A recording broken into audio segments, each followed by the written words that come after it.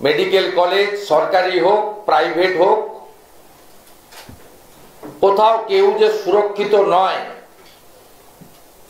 Police যে তোলাবাজি করার কাজ, আর মিরিকে মমতা ব্যানার্জি যাবেন হীরক রানী, তার পতাকা ঠিক আছে কিনা দেখার কাজ করছেন। আমার সোশ্যাল মিডিয়া পোস্ট দেখবেন আপনারা,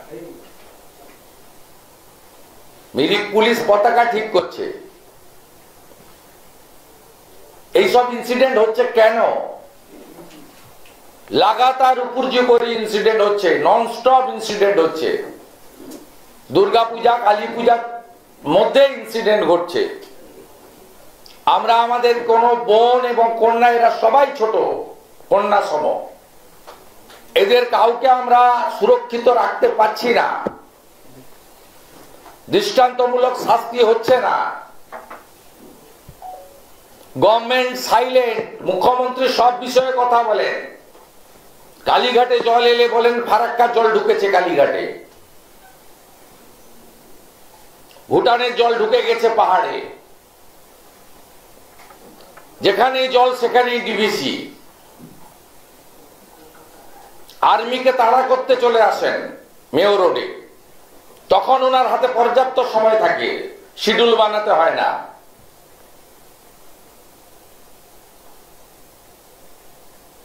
ফিরহাদ হাকিমরা গ্রেপ্তার হলে তখন ওনার শিডিউল লাগে না, তিনি নিজাম প্যালেসে এসে বসে পড়েন 5 ঘন্টা। রাজীব কুমারের বাড়িতে সিবিআই গেলে তখন ওনার শিডিউল লাগে না, তখন সব ছেড়ে দিয়ে তিনি ধর্মতলায় চলে আসেন মুখ্য সচিবকে নিয়ে।